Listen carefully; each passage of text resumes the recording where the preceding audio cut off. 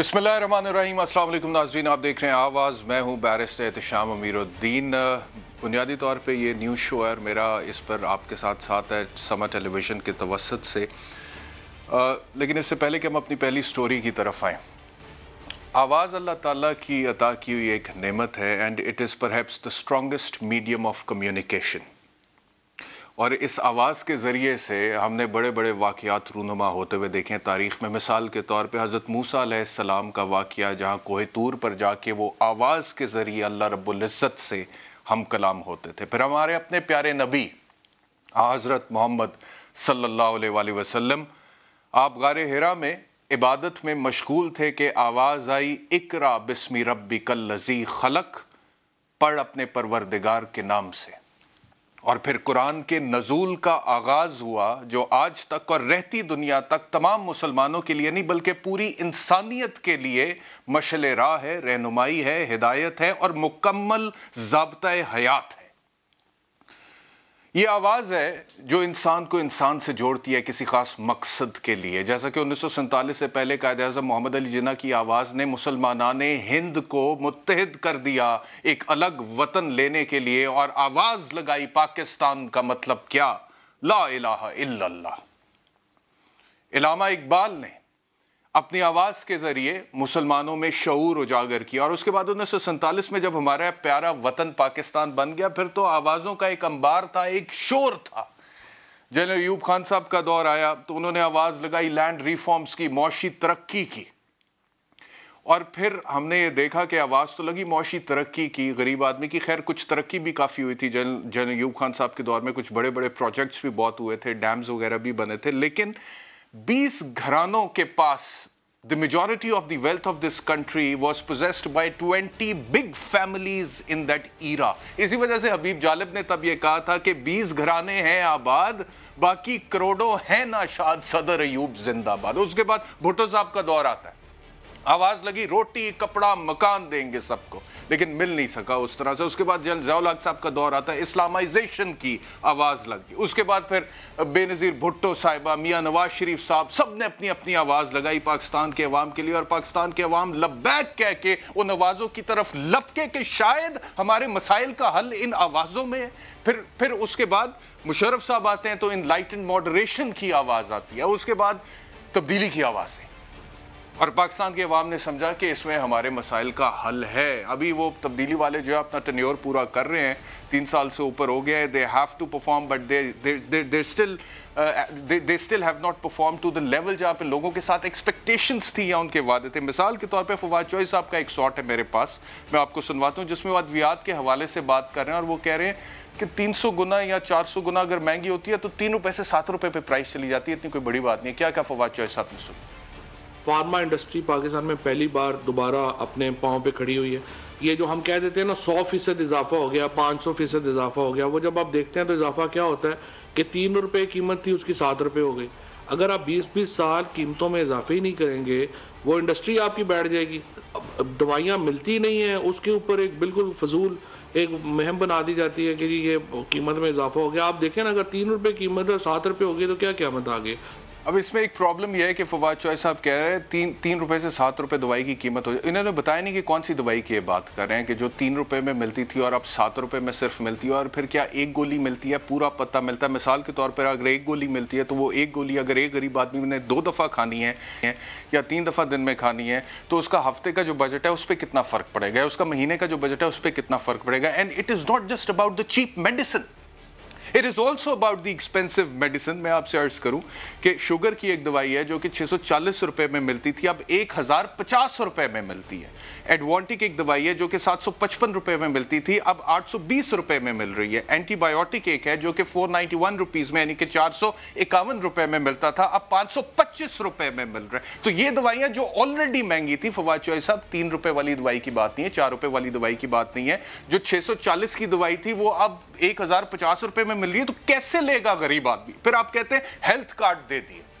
Health card का इजरा तो होना है अभी जनवरी से पंजाब में शुरू, और वो फिर किस तरह से होना है, कैसे होना है, वो चीज़ें अभी सामने आएंगी, पता लगेगा। लेकिन अभी तक कुछ केसेस मेरे पास ऐसे ज़रूर आए हैं जिसमें हेल्थ कार्ड के हवाले से गरीब लोगों का वाकई भला हुआ है, और यहाँ पे हमें लगता है अगर ये परफॉर्म कर गए तो हालात जो है गरीब आदमी के लिए बेहतर हो सकते हैं। बहरहाल द पॉइंट इज कि जब सेनेट में ministry of national health services ये कह रही है कि 2 साल में अद्वियात की कीमत में अमूमी तौर पर 311% इजाफा हुआ है, 2 साल में 311% इजाफा हुआ है, तो वो बात चॉइस अब सिर्फ चीप मेडिसिन की तो आप बात ना करें। ये असेसमेंट जो है मेरे ख्याल से दुरुस्त नहीं थी। दूसरी असेसमेंट उन्होंने तेल की कीमतों के हवाले से की, वो क्या कहा सुन लीजिए। 9% हमारे यहाँ हर साल डिप्लीट हो रही है। पिछले साल 9% डिप्लीट हुई, इस साल फिर 9% डिप्लीट हो रही है, और उसके नतीजे में आपके पास चंद सालों में गैस नहीं रहेगी। पेट्रोलियम मसनूआत की कीमतें आलमी मंडी में चूंकि कम हो रही हैं, और आज कैबिनेट में भी मामला मेरे बेस्ट आया गया, क्या यहाँ पे भी असरात उसके होंगे, कम होंगे? अभी तो इतनी कम नहीं हुई कि यहाँ पे कोई असरात आए, तो अभी दुआ करेंगे और कम हो। एक तो गैस के हवाले से उन्होंने बात की कि गैस पाकिस्तान में डिप्लीट हो रही है, और डिप्लीट हो रही है, इसमें कोई शक नहीं। और उसकी वजह सिर्फ ये नहीं है कि पाकिस्तान तहरीक इंसाफ के दौर में कोई गैस एक्सप्लोरेशन नहीं हो सकी है, इसकी वजह यह है कि पिछले बहुत सारे अदवार में गैस एक्सप्लोरेशन की कोई पॉलिसी नहीं थी। गैस एक्सप्लोर होती है ड्रिलिंग से, और ड्रिलिंग आप जितनी ज़्यादा करते हैं, और उसके लिए ज़ाहिरी बात है आपको पैसा चाहिए होता है, और पैसा जो है वो अगर आपके पास नहीं है तो आप ड्रिल नहीं कर सकते हैं, उसके लिए आपको स्ट्रेटजी चाहिए, you have to raise the finance. लेकिन अगर वो किसी गवर्नमेंट का फोकस होता तो किया जाता ना। तो एक्सप्लोरेशन की तरफ अगर आपका फोकस नहीं है तो जो ऑलरेडी रिजर्व्स आपने डिस्कवर कर लिए वो तो डिप्लीट होते चले जाएंगे ना, वो कम होते चले जाएंगे टाइम के साथ, एक टाइम आएगा खत्म हो जाएंगे। बलूचिस्तान की बात होती है सुई की, लेट मी टेल यू कि बलूचिस्तान में सुई में तकरीबन गैस खत्म हो रही है, तकरीबन। इस वक्त पाकिस्तान में जो गैस जारी है वो ज्यादातर सिंध से निकल रही है, लेकिन हमारी सुई अभी तक सुई में अड़ी हुई है बलूचिस्तान में। अब सिंध के रिजर्व जब खत्म होंगे तो फिर आप किधर जाएंगे? फिर आप इंपोर्ट करेंगे, महंगाई होगी, पिसेगा कौन? पाकिस्तान का गरीब आदमी। अब दूसरी बात जो पेट्रोल की है फवाद चौधरी साहब ने, पेट्रोल में इन्होंने एक दिन पहले कह दिया कि अभी कीमतें आलमी मार्केट में इतनी कम नहीं हुई हैं कि हम पेट्रोल की कीमत कम करे हुकूमत, लेकिन एक दिन बाद हुकूमत ने तकरीबन 5 रुपए कम कर दी पेट्रोल की कीमत, हाई स्पीड डीजल की कीमत। तो ये भी असेसमेंट गलत निकल आई फवाद चौधरी साहब की। अप्रैल 2020 के बाद मैं आपको बताऊं, आलमी मार्केट में तेल की कीमत इस वक्त सबसे कम है। कोरोना के बाद अप्रैल 2020 के बाद आलमी मार्केट में तेल की कीमत सबसे कम है। खाम तेल की कीमत में $9 फी बैरल तक कमी आई है। वापस अगर मैं गैस की आपसे बात करूं तो हमाद अजहर साहब ने अभी थोड़ी देर पहले नदीम मलिक साहब के शो में क्या कहा है, वो गैस कीमत को बढ़ाने की बात की है, जरा सुन ले क्या। यहाँ से लेकर एंड जनवरी तक आपने टैरिफ इंक्रीज भी करनी है।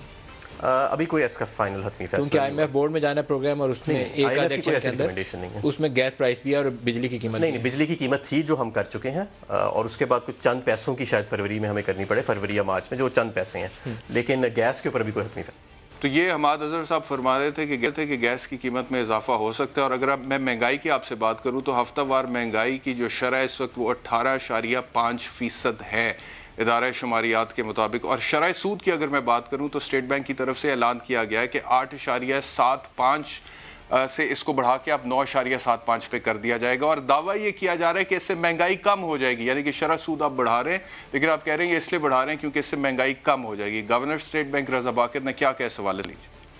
फिर एक और बड़ा ज़बरदस्त इंकशाफ किया है गवर्नर स्टेट बैंक में, और उन्होंने कहा है कि पाकिस्तान की जो मईशत है वो इस वक्त अब रिकवर कर रही है, और रिकवर बड़े पायदार और मजबूत तरीके से कर रही है। ये भी सुन। इस पर बात करने के लिए हमारे साथ फ़ारूक सलीम साहब हैं, आप मायनाज इकोनॉमिस्ट हैं पाकिस्तान के। बहुत शुक्रिया फ़ारूक सलीम साहब हमें ज्वाइन करने के लिए। मुझे बताइएगा कि ये स्टेट बैंक ने जो शरह सूद बढ़ाई है और दावा ये किया जा रहा है कि इससे पाकिस्तान में महंगाई कम होगी, तो क्या ये बात दुरुस्त है? वाकई महंगाई कम होगी, और अगर होगी तो कैसे होगी? जी, बहुत ही तेजी से मैं समझता हूँ कि शरह सूद पाकिस्तान में बढ़ाई गई है। जिनके आप अंदाजा करें कि सितंबर के महीने में 7.5% थी, फिर नवंबर में बढ़ा के वो 8.75% हो गई, और अब वो 9.75% पहुंच गई है। बहुत तेजी से, कोई 2.5% जो है आप समझिए सितंबर और आज के दरमियान में बढ़ी है। 2 फायदे इसके सामने नजर आते हैं। एक फायदा तो ये है कि जब भी किसी मुल्क में शरह सूद बढ़ती है तो उस मुल्क की करेंसी को कोई सहारा मिलता है। तो आप समझिए कि पाकिस्तानी रुपया जिस तेजी से डॉलर के सामने गिर रहा था, मैं समझता हूँ कि उसको थोड़ा बहुत सा सहारा इसके नतीजे में जो है वो ज़रूर मिलेगा। एक इसका रिजल्ट ये होगा कि हमारी जो मईशत है वो उसका जो पहिया है उसकी रफ्तार कम हो जाएगी, और उसके नतीजे में मैं समझता हूँ कि जो हमारा तिजारती खसारा जो तारीख की बुलंद तरीन सतह पे पहुंच गया था पिछले महीने, यानी कि 8 अरब डॉलर से ज्यादा की हमने एक महीने में एक्सपोर्ट कर ली थी, जो मैंने 74 साल पाकिस्तानी माशी तारीख में पहले कभी महीने की बुनियाद पे होती नहीं देखी, वो मैं समझता हूँ कि कुछ कम हो जाएंगी। तो तिजारती खसारे में शायद कंट्रोल आ जाए और रुपए को कुछ सहारा मिल जाएगा। लेकिन दूसरी तरफ जो आपने नुकसानात की बात की, जब शरह सूद बढ़ता है तो आप समझिए कि जो हमारे बिजनेसेस हैं उनका प्रॉफिट कम हो जाता है, क्योंकि उन्होंने जो उधार ले रखे हैं उनको उसमें सूद की मद में ज्यादा पैसे देने पड़ते हैं। अब कोई 7-8 हजार अरब का कर्जा लिया है हमारी इंडस्ट्री ने, और अगर 2.5% जिस तरह सूद बढ़ा है तो आप समझिए कि उनके ऊपर इजाफी 100 बिलियन से 150 बिलियन का इजाफी बोझ जो है सूद की मद में वो पड़ जाएगा। तो सरमायाकार जो है वो जरा अपना सरमाया रोक लेते हैं, जिसके नतीजे में मुमकिनात में से है कि जो अनएम्प्लॉयमेंट रेट है, जो बेरोजगारी की शरह है वो बढ़ जाएगी। मुझे ये भी बताइएगा कि ये जो दावा किया जा रहा है कि शरह सूद बढ़ने से महंगाई कम होगी, क्या ऐसा होगा, और अगर होगा तो कैसे होगा?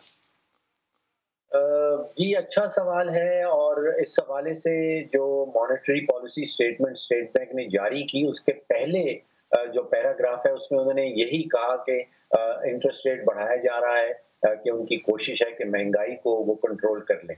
मैं ज़ाती तौर पे ये समझता हूँ कि जो मगरबी ममालिक की इकोनॉमीज हैं उसमें जो उधार का एलिमेंट है, जो सार्फिन हैं वो कार भी उधार पे लेते हैं, घर पे भी मॉर्गेज होता है, घर पे जो टेलीविजन पड़ा है वो भी उधार पे लाया होता है, घर का सोफा भी उधार पे होता है। तो जब शरह सूद वहां पे बढ़ाई जाती है तो महंगाई कंट्रोल हो जाती है, सार्फिन जो है वो अपनी खरीदारी कम कर देते हैं। पाकिस्तान में शायद वो वाला आलम नहीं है, और यहाँ पे जो महंगाई की वजह है वो मैं ये नहीं समझता हूँ कि सार्फिन बेतहाशा खरीद रहे हैं या उनके पास बहुत पैसा है और वो मार्केट में खर्च रहे हैं। मैं पाकिस्तान में समझता हूँ जो महंगाई की बुनियादी वजह है वो इनपुट कॉस्ट है, यानी कि जब हुकूमत बिजली का रेट बढ़ा देती है, जब पेट्रोल का रेट बढ़ जाता है, या जिस तेजी से रुपया गिर रहा है तो सारी इंपोर्टेड चीजें महंगी हो जाती हैं। तो नतीजा ये है कि मेरे ख्याल में ये जो शरह सूद बढ़ाई गई है इसके नतीजे में महंगाई कम होने वाली नहीं है, बल्कि मेरा तो खदशा ये है कि महंगाई का एक नया तूफान है जो हमारा दरवाजा खटखटा रहा है, और हमें एक नया शॉक मिलने वाला है अगले चंद हफ्तों में। इसका मतलब है कि एशियन डेवलपमेंट बैंक ने जो पेशन गोई की पाकिस्तान की मईशत के हवाले से कि आने वाले दिनों में पाकिस्तान में महंगाई बढ़ेगी, आप इससे इत्तफाक करते हैं? जी आपसे देखिए कि मुशीर खजाना साहब ने ऐलान किया है कि हर महीने 4 रुपए फी लीटर पेट्रोल बढ़ाया जाएगा। अब हम सालाना 22 करोड़ पाकिस्तानी मिलके कोई 20 बिलियन लीटर पेट्रोल और डीजल इस्तेमाल करते हैं, तो अगर 4 रुपए उसके ऊपर इजाफी टैक्स लगता है तो समझिए कि 80 अरब रुपए का बोझ जो है वो पाकिस्तानी सार्फिन पे पड़ेगा। और फिर ये जो तेल की कीमतें हैं ये सारी इकोनॉमी के थ्रू गुजरती हैं और हर जगह जो है इनका असर होता है और ये कीमतें बढ़ाती हैं। इसी तरह बिजली का रेट बढ़ रहा है, आपने देखा कि कोई 4 रुपए 75 पैसे, जिसको हुकूमत तो फ्यूल एडजस्टमेंट चार्ज कह रही है, लेकिन बिजली का रेट तो जाहिर बात है कि उसके नतीजे में बढ़ गया है। तो बिजली का रेट बढ़ रहा है, गैस की बड़ी संगीन किस्म की शॉर्टेज है, पेट्रोल का रेट बढ़ता चला जा रहा है, रुपया गिर रहा है, तो नतीजा तो वही निकलेगा कि महंगाई बढ़ेगी और उसके नतीजे में गुर्बत भी बढ़ेगी। अच्छा फारूक साहब, governor state bank of Pakistan ने यह भी कहा कि पाकिस्तान की मईशत रिकवर कर रही है और ये रिकवरी जो है ये पायदार भी और मजबूत भी है। आप इससे भी इत्तफाक करते हैं कि पाकिस्तान की मईशत रिकवर कर रही है और पायदार तरीके से रिकवर कर रही है? देखिए, हमें यही बताया जा रहा है पिछले कोई साल भर से कि अब मईशत जो है वो ग्रो करना शुरू कर गई है और बड़े बड़े टारगेट भी बताए गए थे। लेकिन गवर्नर साहब का ये कहना मेरी समझ से बाहर इसलिए है कि गवर्नर साहब ने खुद से 2.5% जो इंटरेस्ट रेट बढ़ाया है उसका तो उनका अपना ऑब्जेक्टिव ये है कि किसी तरह मईशत की ग्रोथ रेट को स्लो डाउन किया जाए। तो वो तो खुद से कोशिश कर रहे हैं कि मईशत की शरह जो ग्रोथ की है उसको कम किया जाए। तो फिर यहाँ पे وہ سسٹینیبل گروتھ کا جو معاملہ ہے یا پائیدار قسم کی گروتھ کا جو معاملہ ہے وہ میں پوری طرح بہت شکریہ فاروق سلیم صاحب ہمیں جوائن کرنے کے لیے. ایک بریک کا وقت ہو گیا. بریک کے بعد جب واپس آئیں گے تو سندھ کے حوالے سے بات کریں گے. وہاں پہ گورنمنٹ اور اپوزیشن کے درمیان جو جنگ چل رہی ہے, لفظوں کی گولہ باری, الزامات لگائے جا رہے ہیں, کیچڑ اچھالا جا رہا ہے, اس پہ بات کریں گے. اور اس ساری صورتحال میں سندھ کے جو عوام ہے, کراچی کے جو عوام ہے, ان کے حقوق پر کون بات کر رہا ہے, اس پر بھی بات کریں گے after the break. Welcome back to Aawaz. اب بات کرتے ہیں کراچی کی, سندھ کی. وہاں پر اپوزیشن اور گورنمنٹ کے درمیان لفظوں کی گولہ باری جاری ہے. ایک دوسرے پر الزام بھی لگائے جا رہے ہیں اور ایک دوسرے پر بہت ہی گھنونے قسم کی جو ہے باتیں کی جا رہی ہیں. میں آپ سے عرض کروں کہ کراچی کے عوام جو ہیں یا سندھ کے عوام جو ہیں, ان کے تو مسائل کچھ اور ہی ہیں نا. ان کا مسئلہ تو یہ تھر میں خشکسالی, ہم نے خبر سنی وہاں پر بھوک سے بچے مر گئے. ہم نے یہاں پہ سنا کہ جی پانی کا مسئلہ ہے, ایک ہی جگہ سے انسان اور جانور پانی پیتے ہیں سندھ میں.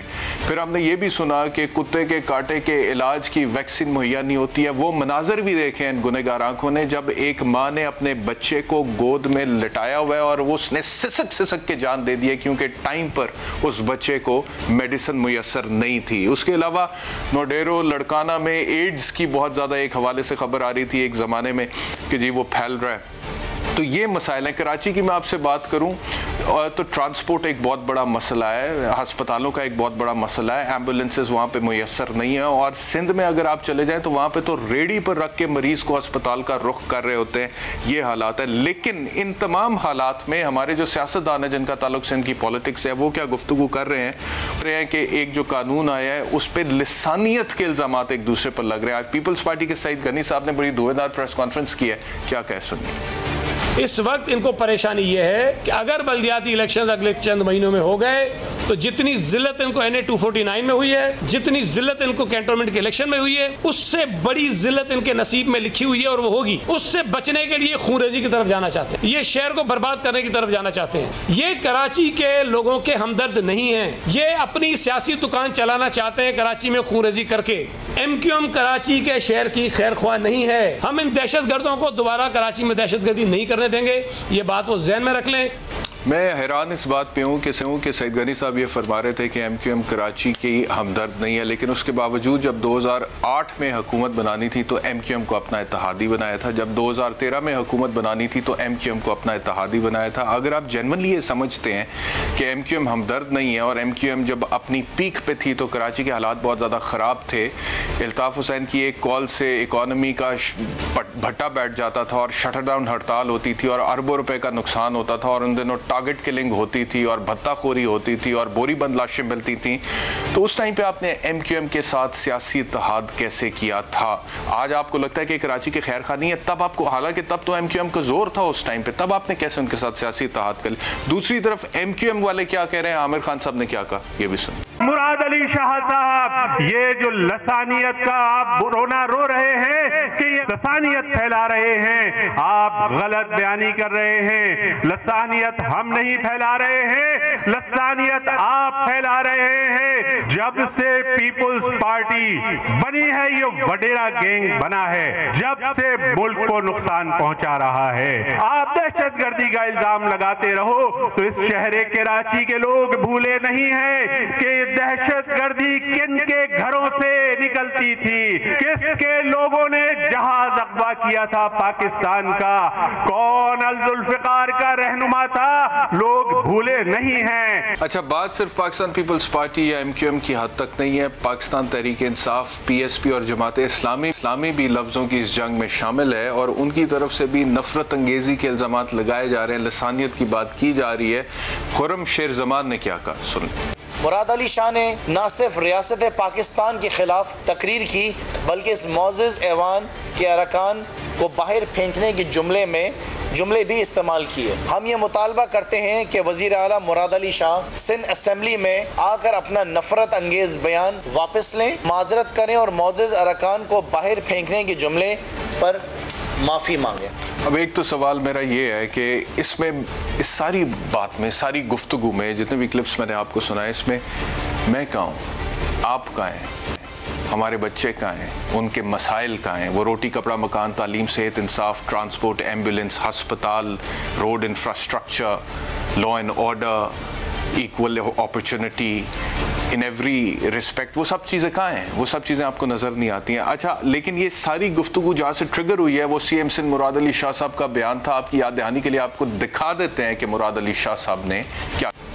جو لسانیت شروع کی گئی ہے، ایسے حالات نہیں پیدا کرو کہ لوگ کچھ اور سوچنا شروع ہوں، اور آپ ایسے حالات پیدا کر رہے ہیں. یہ کہنا کہ جی ناصر شاہ صاحب روڑی سے ہیں، وہ کراچی کے فیصلے کریں گے آگے. ناصر شاہ صاحب سندھ کے ہیں، ناصر شاہ صاحب پاکستان کے ہیں.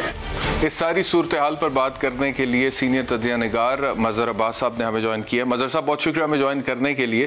یہ جتنی بھی گفتگو ہو رہی ہے سندھ میں گورنمنٹ اور اپوزیشن کے مابین، جس میں نفرت انگیزی اور لسانیت اور دہشت گردی کے الزامات لگائے جا رہے ہیں، ڈو یو تھنک دیٹ یہ جینون مسائل یہی ہیں کراچی کے عوام کے، اور جو بھی وہ ترمیم ہے بلدیاتی قانون کے حوالے سے، اس کے جو بھی جینون تحفظات ہیں اپوزیشن کے یا گورنمنٹ کا جو بھی اس حوالے سے موقف ہے، ان کا اظہار ہو رہا ہے؟ Is it all going in the right direction you think Mazhar Abbas صاحب؟ شکریہ احترام. نہیں، میرا نہیں خیال کہ صحیح طریقے سے ہو رہا ہے، بلکہ تھوڑا سا لوگوں کو اس سے خوف بھی ہے کہ یہ چیزیں بڑھ نہ جائیں.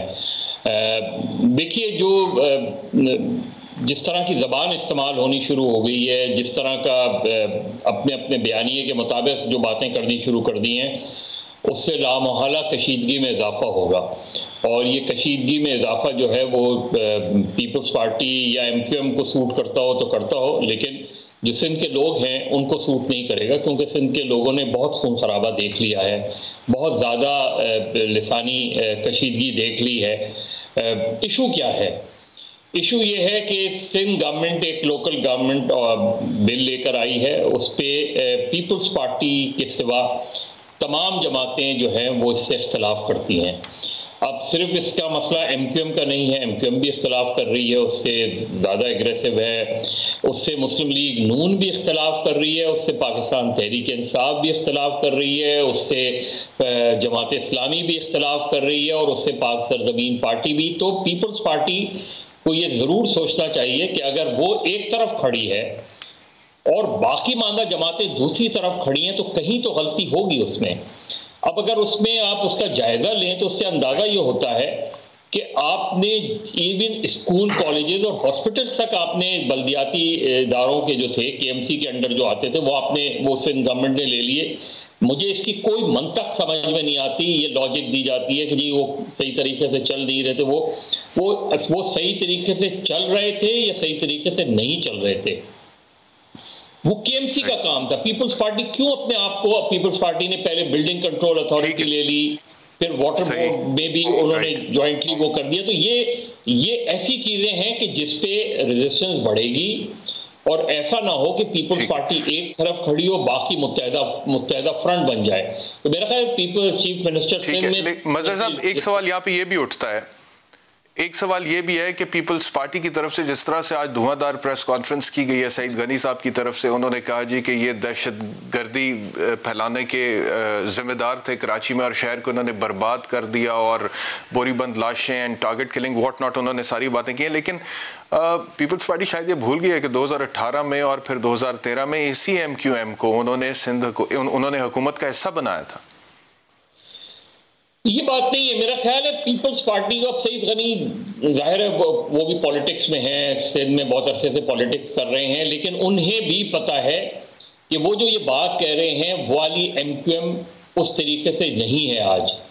اس کو آپ ماضی کا جو ایم کیو ایم کا چیپٹر تھا وہ 22 اگست کو ہمیں وہ الگ ہوتا ہوا نظر آیا، اور کافی حد تک الگ ہو گیا ہے.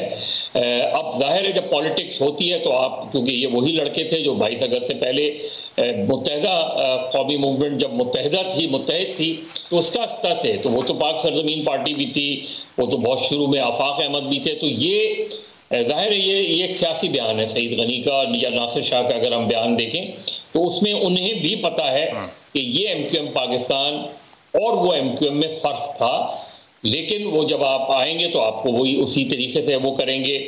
لیکن ایشو یہ نہیں ہے کہ ایم کیو ایم، لیکن سوال یہ بھی پیدا ہوتا ہے نا مظہر عباس صاحب، بات تو آپ ٹھیک کر رہے ہیں کہ اس ایم کیو ایم میں اور اس ایم کیو ایم میں فرق ہے، لیکن اس فرق کا کریڈٹ کیا ان لوگوں کو جاتا ہے جو آج ایم کیو ایم میں بیٹھے ہیں، یا یہ کسی اور کو ہی جاتا ہے؟ کیونکہ جب وہ ایم کیو ایم تھی تب بھی یہ لوگ اس ایم کیو ایم کا حصہ تو تھے، اور یہ بھی سوال پیدا ہوتا ہے کہ کیا یہ لوگ خود اس تبدیلی کے ذمہ دار ہیں، جس تبدیلی کے بعد آج ایم کیو ایم پاکستان کا وہ امیج نہیں ہے، وہ ریپوٹیشن نہیں ہے، یا وہ معاملات نہیں ہے جس حوالے سے بات ہو رہی؟ دیکھیں احتشام، اس وقت ایشو کیا ہے؟ اس وقت ایشو ایم کیو ایم نہیں ہے، اس وقت کانفلکٹ ایم کیو ایم کا نہیں ہے، اس وقت کانفلکٹ یہ ہے کہ آپ نے وہ محکمے جو لوکل باڈیز کے تحت کے ایم سی کے انڈر ہونے چاہیے، وہ محکمے سندھ گورنمنٹ لے رہی ہے، جس کی کوئی بھی جسٹیفیکیشن نہیں ہے۔ مجھے بتائیں نا کہ کے ایم سی کے ہاسپٹلز اور کے ایم سی کے اسکول کالجز سندھ گورنمنٹ کے لینے کی جسٹیفیکیشن کیا ہے؟ آپ یہ تو کہہ سکتی ہے سندھ گورنمنٹ یا پیپلز پارٹی یہ تو کہہ سکتی ہے کہ کے ایم سی کو ڈسٹرائے کرنے میں ایم کیو ایم کا بہت بڑا ہاتھ ہے، اس شہر میں قتل و غارت گری میں، وہ آپ ساری چیزیں کہہ سکتے ہیں، لیکن کیا یہ جسٹیفائی کرے گا آپ کو کہ کے ایم سی کو کمزور کر کے کے ایم سی کے وہ محکمے آپ لے لیں؟ دونوں چیزیں الگ ہیں نا۔ وہاں تو آپ نے آپریشن بھی کیا، 95 میں بھی آپریشن کیا، 92 میں بھی آپریشن کیا، لیکن اس کی جسٹیفیکیشن، اس کا مطلب یہ تو نہیں ہے کہ آپ کے ایم سی کو ختم کر دیں اور سندھ گورنمنٹ جو ہے وہ کے ایم سی بن جائے، یہ تو بات نہیں چل سکتی۔ یعنی کہ پاکستان پیپلز پارٹی اس وقت سینٹرلائز کر رہی ہے اتھارٹی کو، اختیار کو، اقدار کو، ایڈمنسٹریشن کو، مینجمنٹ کو سینٹرلائز کیا جا رہا ہے، رائٹ؟ تو سینٹرلائز کرنے کی پالیسی جو ہے وہ تو 18ویں ترمیم کے خلاف ہے۔ 18ویں ترمیم ایگزیکٹلی یہی میں کہنے لگا تھا، بالکل۔ تو وہ پیپلز پارٹی تو اگر 18ویں ترمیم میں تو ڈیولوشن آف پاورز ہونی چاہیے تھے، مرکز سے صوبہ اور صوبے سے لوکل گورنمنٹس، لیکن آپ تو لوکل گورنمنٹس کے محکمے بھی خود دے رہے ہیں۔ بس پھر اس سے پتہ تو یہی لگتا ہے نا مظہر عباس صاحب کے ترجیحات جو ہیں وہ نظریات پر بھاری ہو جاتی ہیں۔ نظریے کی بات تو کرتے ہیں، ہمارا نظریہ یہ ہے، ہمارا نظریہ وہ ہے، ہم اپنے نظریے پر قائم ہیں اور یہ ایک نظریاتی جماعت ہے، لیکن پھر مفادات اور ترجیحات حاوی ہو جاتی ہیں۔ لیکن اب پیپلز پارٹی کراچی میں ایک اچھا خاصا ووٹ بینک رکھتی ہے، اور آج سے نہیں رکھتی، وہ 1970 سے رکھتی ہے۔ 79 اور 83 میں ان کے ڈپٹی میئرز الیکٹ ہوئے تھے، اس کے بعد بھی پیپلز پارٹی کے پاکٹس جو ہیں وہ اسٹرانگ پاکٹس اپنی جگہ ہیں۔ بجائے اس کے کہ آپ سیاسی طور پہ ون اوور کریں کے ایم سی کو، آپ ان کے محکمے لے کر جو ہے وہ خود اپنے لیے نقصان کر رہے ہیں۔ پیپلز پارٹی اپنے ہی نیریٹو کے خلاف جا رہی ہے، یعنی اپنے نیریٹو کے خلاف جانے سے کہ پیپلز پارٹی خود 18ویں ترمیم کا کریڈٹ لیتی ہے اور یہاں آ کے اس 18ویں ترمیم کی وائلیشن ہو رہی ہے۔ بالکل اسی طریقے سے جس طرح چارٹر آف ڈیموکریسی میں پبلک اکاؤنٹس کمیٹی کا چیئرمین سندھ میں یا صوبوں میں اپوزیشن کا ہونا چاہیے تھا، مرکز میں بھی، تو مرکز میں تو اپوزیشن کا ہوتا ہے لیکن سندھ میں اپوزیشن کا نہیں ہوتا، کیوں؟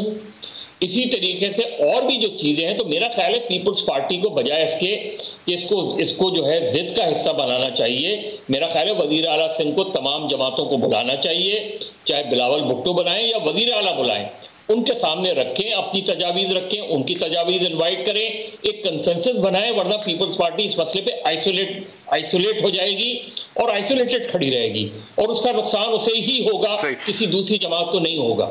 لیکن یہ جو مظہر عباس صاحب آپ کہہ رہے ہیں کہ وزیر اعلیٰ سندھ کو تمام جماعتوں کو بلانا چاہیے، اپوزیشن کی، اور بات کرنی چاہیے، تو کیا وہ اپنی بیان جو انہوں نے دیا جس کی وجہ سے پھر اتنی پالیٹکس اس حوالے سے ہو رہی ہے، وہ اس پر آپ کو لگتا ہے کہ کوئی وضاحت دیں گے یا معافی مانگیں گے اگر ان سے مطالبہ کیا جاتا ہے؟ اور دوسری بات یہ ہے کہ اگر وہ نہیں کرتے ایسا اور ان جماعتوں کو نہیں بلاتے ہیں، تو ان جماعتوں کی طرف سے جو بات ہو رہی ہے کہ ہم بھوک ہڑتال کریں گے، ہم بوائیکاٹ کریں گے، تو کیا یہ بھوک ہڑتال اور مارچ تک بات رہ جائے گی یا پھر یہ انتخابات کا بوائیکاٹ بھی کریں گے آپ کے خیال میں؟ بہت مشکل ہو جائے گی، انتخابات میں بہت صورتحال خراب ہو جائے گی۔ میرا خیال ہے کہ مجھے ہو سکتا ہے میری انفارمیشن غلط ہو، لیکن میرا خیال ہے کہ شاید مراد علی شاہ اپنے اس بیان پہ نظر ثانی کریں، اپنے اس بیان کو شاید ہو سکتا ہے کہ وہ واپس بھی لے لیں، عین ممکن ہے کہ بلاول بھٹو بھی اپنے بیان کی وضاحت کریں، کیونکہ یہ کم سے کم مراد علی شاہ صاحب نے ماضی میں جو ان کا رہا ہے، انہوں نے کبھی بھی اس طرح کی لینگویج استعمال نہیں کی۔ وہ ٹھیک ہے کہ اپوزیشن کا رویہ بھی اچھا نہیں تھا، ایسا نہیں ہوتا کہ آپ جو ہے وہ کاغذ پھاڑ کے وزیر اعلیٰ کے منہ پہ ماریں، اس طرح کی جو چیزیں ہیں یہ کبھی بھی پالیٹکس میں سرو نہیں کرتی، بلکہ یہ ڈس سروس ہوتی ہے پالیٹکس کی۔ لیکن اس کے باوجود اپوزیشن کو ان پڑھ کہنا، جاہل کہنا، یا یہ کہ یہ ان کا منہ کالا ہوگا، یہ لینگویج جو ہے یہ سیاسی لینگویج نہیں ہے. اس سے سیاست کو نقصان ماضی میں بھی ہوا ہے اور اب بھی ہوگا. تو عین ممکن ہے کہ چیف منسٹر اس بیان پہ نظر ثانی کریں اور اپنا بیان واپس لے کے ایک نئے ڈائلاگ کو شروع کریں لوکل گورنمنٹ کے حوالے سے، ورنہ صورتحال کشیدہ ہوگی اور اس کا نقصان سب سے زیادہ خود صوبہ سندھ کو اور صوبہ سندھ کے جو دارالخلافہ ہے کراچی اس کو ہوگا. عوام کہاں پہ کھڑی ہے اس ساری ڈیبیٹ میں؟ یہ الزامات کی بارش جو ایک دوسرے پر ہو رہی ہے، عوام جس کو بنیادی حقوق چاہیے کراچی کے لوگ، اور ہم یہ اکثر کہتے ہیں Karachi is the hub of the economy of this country, اور پاکستان کا جو بھی ریونیو جنریٹ ہوتا ہے کراچی کا اس میں بہت بڑا حصہ ہے. تو کراچی والوں کے، کیونکہ آپ کراچی میں رہتے ہیں اس وجہ سے میں آپ سے یہ پوچھ رہا ہوں کہ کراچی کے عوام کا خاص طور پہ کیا سینٹیمنٹ ہے، وہ کیا دیکھ رہے ہیں، وہ کیا محسوس کیا کر رہے ہیں اس پالیٹکس پہ اس وقت؟ دیکھیں انہیں تو یہ نظر آ رہا ہے نا کہ اگر یہ پالیٹکس اور اسی طریقے سے چلی، اسی طریقے سے پولرائزیشن ہوئی تو ان کے جو مسئلے مسائل ہیں وہ اپنی جگہ کھڑے رہیں گے، بلکہ اور زیادہ خراب ہو جائیں گے. پہلے ہی بہت خراب ہو گئے ہیں. آپ دیکھیں گے اس شہر میں 15 سال سے کوئی پبلک ٹرانسپورٹ نہیں رہی. ایک گرین بس کی جو ہے وہ خوشی جو ہے وہی نہیں ان سے ہضم ہو پا رہی کہ اس کی خوشی کیسے منائیں. ایک گرین بس آئی ہے ابھی، مطلب ایک گرین بس سروس چلی ہے، حالانکہ جو اوریجنل پلان ہے اس میں اور کئی جو آئیں گی، ریڈ لائن بھی آئے گی، اورنج لائن بھی آئے گی. لوگ خوش ہیں ویسے اس سے؟ بالکل خوش ہوں گے. دیکھیے جس طرح کا ٹریفک ہے کراچی میں، اگر یہ ساری لائنز چل پڑی، اگر کراچی ماس ٹرانزٹ جو 40 سال پہلے بننا تھا، اگر اگلے 2-3 سالوں میں کراچی ماس ٹرانزٹ اپنی صحیح شکل میں چل پڑا، کراچی ٹرانسفارمیشن پلان جو ہے اگر وہ صحیح معنوں میں انفورس ہو گیا، کراچی میں اگر بارش ہو اور نالوں سے پانی بہہ جائے اور سڑکوں پہ نظر نہ آئے، تو آپ کو تصور نہیں ہے کہ کراچی میں جو ہے لوگ کتنا اطمینان کا سانس لیں گے. کراچی کا مسئلہ ہی میٹروپولیٹن کا مسئلہ ہے. کراچی کا مسئلہ کوئی پولیٹیکل مسئلہ نہیں ہے. کراچی کا مسئلہ اس کے شہریوں کو ان کے حقوق دینے کا مسئلہ ہے. اسی لیے کہتے ہیں کہ کراچی میٹروپولیٹن سٹی ہونا چاہیے، اس کے میئر کے انڈر سارے محکمے ہونے چاہیے، اس کو اپنے ریسورسز خود ہی جنریٹ کرنے چاہیے، بجائے اس کے کہ جو اس کے پاس ریسورسز ہیں وہ بھی آپ ان سے واپس لے لیں. تو کراچی کا سیوک مسئلہ ہے.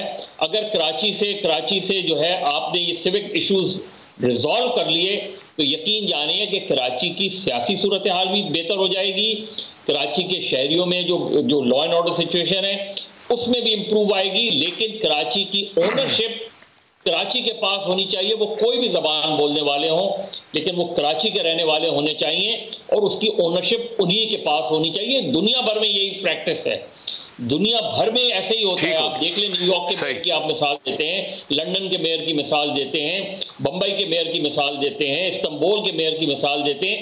تو کراچی وہ مثال کیوں نہیں بنتا؟ کراچی کو وہ مثال کیوں نہیں بنایا جاتا؟ کراچی کو ہمیشہ جب کراچی کا مسئلہ آتا ہے تو ہر چیز جو ہے وہ الٹی ہو جاتی ہے، ہر چیز میں رکاوٹیں کھڑی ہو جاتی ہیں، ہر چیز میں اگر مگر شروع ہو جاتا ہے. تو اس سے کسی کو فائدہ نہیں ہوگا کیونکہ کراچی معاشی ہب ہے، 70-75% ریونیو دیتا ہے. پلیز کراچی کو اون کریں، چاہے وہ پیپلز پارٹی اون کرے، کوئی اور جماعت اون کرے، پی ٹی آئی اون کرے. کراچی کو اونرشپ کی ضرورت ہے، اونرشپ صرف دکھاوے کی نہ ہو. کرنا چاہیے. بالکل صحیح. بہت شکریہ مظہر عباس صاحب ہمیں جوائن کرنے کے لیے. ایک بریک کا وقت ہو گیا، بریک سے جب واپس آئیں گے تو پھر اگلی سٹوری پر بات کریں گے جو انٹرنیشنل پالیٹکس کے حوالے سے ہے، پاکستان، چین اور امریکہ کے تعلقات. بات ہوگی بریک کے بعد. ویلکم بیک ٹو آواز. آپ کو یاد ہوگا کچھ عرصہ پہلے عمران خان صاحب نے کہا تھا کہ پاکستان بین الاقوامی سطح پہ کسی بھی بلاک کا حصہ نہیں بننا چاہتا. اب بات یہ ہے کہ چائنا جو ہے وہ ایمرجنگ سپر پاور ہے، اور ابھی تک امریکہ جو ہے وہ سپر پاور تھا دنیا کا. اور اس میں کوئی شک نہیں ہے کہ کہا جاتا تھا that we living in a unipolar world جہاں پہ صرف ایک سپر پاور ہے. لیکن چین نے جس طرح سے ترقی کی ہے خاص طور میں معیشت پہ، اس سے اب چین کا جو ہولڈ ہے پوری دنیا کی اکانومی میں وہ بڑھتا چلا جا رہا ہے. اور جہاں تک چین اور پاکستان کے تعلقات ہیں، کہا جاتا ہے کہ جی سمندروں سے گہری، شہد سے میٹھی، پہاڑوں سے اونچی جو ہے یہ دوستی ہے پاک چین کی. اور امریکہ سے اگر تاریخی اعتبار سے دیکھا جائے تو وار آن ٹیرر میں ہم ان کے ایلائے رہے ہیں. وار آن ٹیرر میں پاکستان نے ان کا بہت زیادہ ساتھ دیا. اس میں کچھ مس انڈرسٹینڈنگز وغیرہ بھی ہوئیں, کبھی امریکہ ہم سے خوش بھی تھا, کبھی ناراض بھی تھا, لیکن وہ بھی ان کی اپنی کچھ وجوہات تھیں جس کی وجہ سے اس طرح سے ہو رہا تھا. لیکن اب جا کے لگتا یہ ہے کہ حکومت پاکستان اور ریاست پاکستان نے ایک کلیئر کٹ پوزیشن لی ہے, اور امریکہ نے ابھی جو ڈیموکریسی سمٹ میں پاکستان کو انوائٹ کیا تھا, پاکستان نے وہاں جانے سے انکار کیا. پرائم منسٹر صاحب نے کیا کہا تھا کہ ہم کسی بلاک کا حصہ نہیں بننا چاہتے. یہ جو کولڈ وار کی طرف سچویشن جا رہا ہے اور بلاکس بن رہے ہیں, اس بلاکس کے بننے کو روکنے کے لیے پاکستان کو پوری کوشش کرنی چاہیے, کیونکہ ہمیں کسی بلاک کا حصہ نہیں بننا چاہیے. اس کی ایک وجہ تو یہ بھی بتائی جا رہی ہے کہ اس وجہ سے پاکستان نے سمٹ میں جانے سے انکار کیا کیونکہ امریکہ نے تائیوان کو تو وہاں پر انوائٹ کیا لیکن چائنا کو انوائٹ نہیں کیا, جبکہ چائنا اور تائیوان کے تعلقات آپس میں ٹھیک نہیں ہیں. لیکن کیونکہ پاکستان کا ٹلٹ اس وقت چائنا کی طرف ہے, لہٰذا کیونکہ چائنا کو نہیں انوائٹ کیا تو پاکستان نے بھی جانے سے انکار کر دیا. دوسری وجہ یہ بھی بتائی جا رہی ہے خبر کے مطابق کہ رشیا کو بھی امریکہ نے انوائٹ نہیں کیا اس ڈیموکریسی سمٹ میں, اور پاکستان یہ چاہتا ہے کہ رشیا کے ساتھ بھی اب بہتر تعلقات استوار کرے.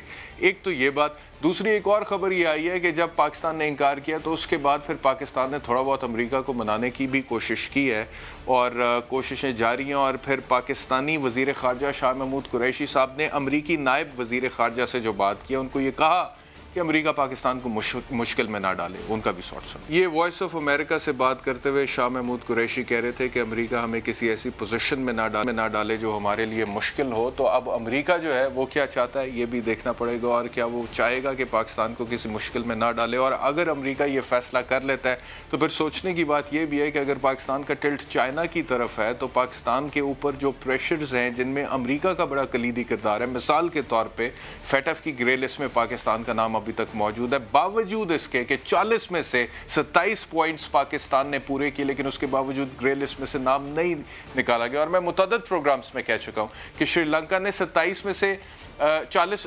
پاکستان نے 27 میں سے 26 پورے کیے لیکن نام نہیں نکالا, لیکن شری لنکا نے 40 میں سے 27 پوائنٹ پورے کیا اور ان کا نام نکال دیا. تو اس میں انٹرنیشنل پولیٹکس کا بہت بڑا ہاتھ ہے. ساری سچویشن ڈسکس کرنے کے لیے ہمارے ساتھ سینئر نگار ظفر ہلالی صاحب ہیں. ظفر ہلالی صاحب بہت شکریہ مجھے جوائن کرنے کے لیے. پہلا سوال آپ سے یہی ہے کہ یہ اب جو سچویشن بن رہی ہے پاکستان اور چین اور امریکہ کے مابین, پاکستان کا ٹلٹ یقینی طور پہ چین کی طرف ہمیں ہوتا ہوا نظر آ رہا ہے, اور پاکستان یہ چاہتا ہے کہ ہمیں کسی بلاک کا حصہ نہ سمجھا جائے, اور امریکہ دوسری طرف اس بات سے تھوڑا اس کو محسوس بھی کر سکتا ہے. تو کیا آپ کو لگتا ہے کہ حکومت Pakistan will try to balance out and strike out a balance between relations with China and America at the same time? دیکھیے سیدھی سادی بات یہ ہے کہ آپ کیسے بیلنس کر سکتے ہیں ایک ریلیشن شپ جس میں انہیرنٹلی ایک امبیلنس ہے. کون کہہ سکتا ہے کہ ہمارا ریلیشن شپ چین کے ساتھ جو ہم نے ڈسکرائب کیا ہے, deeper than the ocean, sweeter than honey, stronger than iron, کون کہہ سکتا ہے کہ ہم یہ بات کر سکتے ہیں امریکہ کے ساتھ؟ بالکل نہیں کر سکتے ہیں. وہ تو ایک ٹرانزیکشنل ریلیشن شپ ہے, جب مرضی ان کو جو کرتے ہیں کر رہے, اور ہمارا اور ان کا 50 سال کے اوپر جو ایکسپیرینس ہوا ہے وہ بہت برا ایکسپیرینس ہوا ہے. تو یہ کہنا کہ ہم بیلنس کر سکتے ہیں, وی کی ناٹ. اور ہم پریٹینڈ بھی نہیں کرنا چاہیے, ہمیں بناوٹ نہیں ہونی چاہیے. ہاں ہم یہ کہہ سکتے ہیں کہ آپ جب ایک اچھی چیز کریں گے ہم اس کی تعریف کریں گے, اور دونوں آپ اگر چین نے کوئی ایسی حرکت کی جو دنیا کہتی ہے کہ مناسب نہیں ہے تو ہم یہ ایسا تو ہم آنکھ نہیں بند کر کے ان کو سلیوشلی تعریف کریں گے, حالانکہ ہماری ریلیشن شپ ان کے ساتھ بڑی اچھی ہے. بھئی آپ نے جا کے, وینڈی شرمن نے جا کے ہندوستان میں کہہ دیا کہ پاکستان کے ساتھ ہماری جو ریلیشن شپ ہے وہ صرف اور صرف لمیٹڈ ٹو افغانستان ہے, اور اس میں کوئی سبسٹنس ہے نہیں, نہ ہم چاہتے ہیں نہ ہم سوچ رہے ہیں to make it one of substance.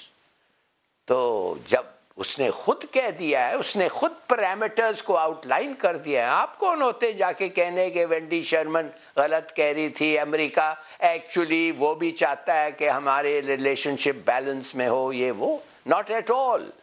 آپ کو پہلی بات ایڈمٹ کرنا پڑے گا کہ ہماری ریلیشن شپ چین کے ساتھ it is much warmer, much closer, much deeper then with the United States. تو سوال یہ پیدا ہوتا ہے پھر کہ جیسے کہ آپ خود کہہ رہے ہیں، اور اس میں کوئی شک نہیں ہے کہ پاکستان کے چین کے ساتھ تعلقات بہت سٹرونگ ہیں، اور آج سے نہیں ہے، 1947 سے ہیں جب سے پاکستان بنا تھا، اور یہ deeper than the oceans and sweeter than the honey and higher than the mountains والی مثال ہمیشہ سے دی جاتی ہے پاک چین تعلقات کے حوالے سے. تو پھر امریکہ بہادر ناراض ہو کے کیا کر سکتا ہے؟ کیا کوئی ایسی مشکلات ہیں جس میں پاکستان کو ڈال سکتا ہے جو پاکستان کو درپیش ہوں گی آنے والے دنوں میں؟ کیا ہے جو امریکہ کوشش نہیں کیا ہے؟ دیکھیے ان کا ایمبیسڈر کے تقریر آپ نے عام فارن ریلیشنز کمیٹی کے سامنے جو کل اس نے دیا تھا اس پہ آپ تھوڑا غور کریں. وہ تو ایسا لگ رہا ہے کہ وہ ایک وائس رائے بن کے آ رہا ہے، وہ عام سفیر نہیں ہے، یہ گڈ ریلیشنز نہیں، وہ بتانے آ رہا ہے کہ میں امریکہ کا سفیر ہوں. اس کے الفاظ یہ ہیں، آئی کوٹ، I will make sure that Afghanistan does not become a safe haven to extremists. ارے بھائی اگر آپ ان چارج آف افغانستان ہوتے یا آپ corps commander American commander Afghanistan ہوتے تو شاید آپ ایسی چیز، آپ ادھر بیٹھ کے کیا کر رہے ہیں؟ اس کا مطلب کیا ہے آپ کا؟ آپ کا مطلب یہ ہے کہ پاکستان is promoting terrorism اور you will make sure کہ افغانستان سیف ہیون نہیں بنے گا ہم جو کچھ کر رہے ہیں. مانے کہ یہ دیکھیے اور بھی بڑی چیزیں اس نے کہا ہے جس کا میں نے ذکر کیا تھا ایک پروگرام میں اس سے پہلے on another channel کہ پاکستان کو وہ ٹی ٹی پی کو ان لوگ ٹی ٹی پی کو جن کو انہوں نے پناہ دیا ہے اب کہہ رہے ہیں کہ ہم ان کو ختم کریں گے پاکستان کے مدد کے ساتھ. جتنا بلیٹنٹلی آپ کہہ رہے ہیں کہ ہمارا ٹلٹ چائنا کی طرف ہے، ہمارے مفادات چائنا کے ساتھ جڑے ہوئے ہیں، ہماری دوستی چائنا کے ساتھ ہے، امریکہ نے پاکستان کو کارنر کرنے کی کوشش بھی کی اور ہر کوشش کرے گا، تو پھر اس حساب سے کیا ہماری جو فورن منسٹری ہے، ہماری جو حکومت ہے، اس کو پھر ایک کلیئر کٹ لائن لینی چاہیے، یا پھر ڈپلومسی میں there certain norms that you have to follow? آپ بہت کلیئر کٹ لائن لے نہیں سکتے ڈپلومسی میں انٹرنیشنل لیول پہ. پہلی چیز تو ڈپلومسی میں یہ ایک غلط فہمی ہے کہ جھوٹ بول سکتے ہیں. ڈپلومسی میں جھوٹ کبھی نہیں بولنا چاہیے، اس لیے کہ اگر آپ مجھے ایک دفعہ جھوٹ بولیں ایز اے ڈپلومیٹ، میں پھر آپ کے پاس کبھی نہیں آؤں گا انفارمیشن لینے یا دینے کے لیے.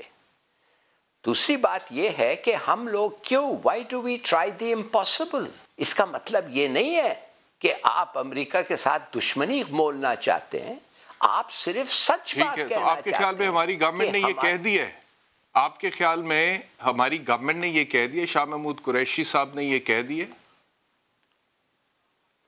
ہمارے ایکشنز نے بتا دیا ہے، ہمارے لفظوں نے شاید نہ بتایا. ٹھیک ہے. اچھا دوسرا مجھے یہ بھی بتائیے گا کہ یہ جو آپ تھوڑی دیر پہلے فرما رہے تھے کہ امریکہ پاکستان کو مشکلات میں ڈال سکتا ہے یا انہوں نے کچھ چیزیں ٹرائی بھی کی ہیں، اگر اس طرح کی کوئی بھی سچویشن بنتی ہے، چائنا جس کے ساتھ ہم سی پیک کے پارٹنرز بھی ہیں، تو کیا چائنا پاکستان کے ریسکیو کے لیے آئے گا، particularly from an economic point of view? آپ کو لگتا ہے؟ دیکھیے مجھے اکنامکلی مجھے نہیں پتا کہ ہماری کیا ریلیشن شپ ہے اکنامکلی. چائنا تو کہتا ہے کہ ہمیں سب سے زیادہ انہوں نے ایڈ دیا ہے. چائنا تو بار بار کہتا رہا ہے کہ جتنا ہمیں دیا ہے شاید کسی اور کو نہیں دیا ہو، اور لوگ کہتے ہیں کہ ہمارا جو بہت شکریہ ظفر ہلالی صاحب ہمیں جوائن کرنے کے لیے. پروگرام کا وقت ختم ہو گیا ہے، کل انشاءاللہ آپ سے ملاقات ہوگی دوبارہ نئی سٹوریز کے ساتھ. اپنا خیال رکھیے، اللہ حافظ.